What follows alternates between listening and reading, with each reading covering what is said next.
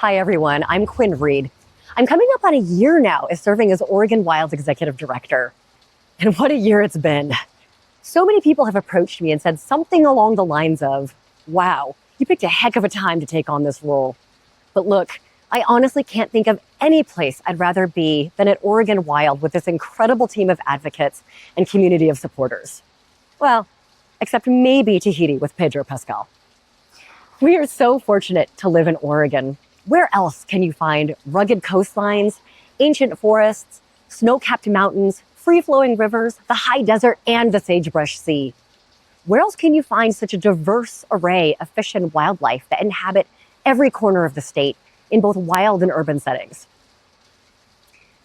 The things we care about, the wild places and wild things that make Oregon so special, are under direct attack.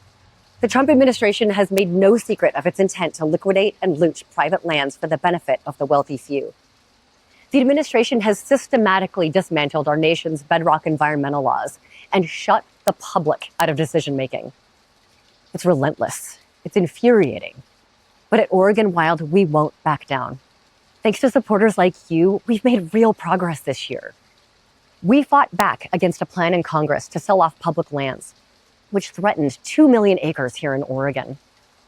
We rallied to defend the roadless rule, which safeguards some of our last undeveloped wildlands.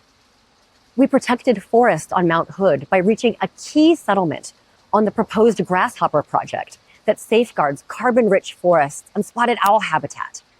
And we challenged numerous other logging sales, like the blue and gold sale, that put ancient forests, water, and wildlife at risk.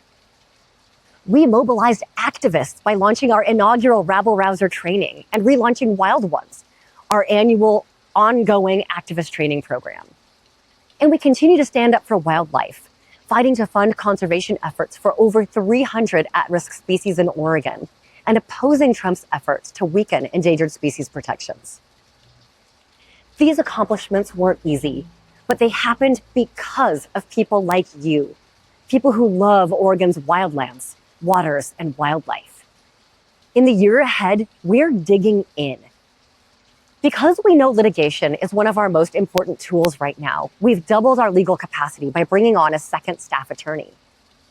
We're also expanding our activist base through Wild Ones, so more Oregonians can be effective advocates for the places and the wildlife that they love.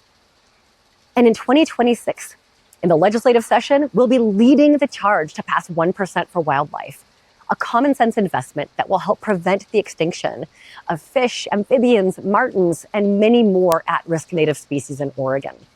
Because if the federal government won't act, Oregon must. Oregon Wild was built for this. We've outlasted anti-environment administrations in our 50-year history, and we've come out stronger, bigger, and more united. With your help, we will do it again. Thank you for standing with us and for showing up when the work is so heavy. Together, we'll continue to fight like hell for Oregon's wildlands, for our wildlife, and for our communities. Thank you.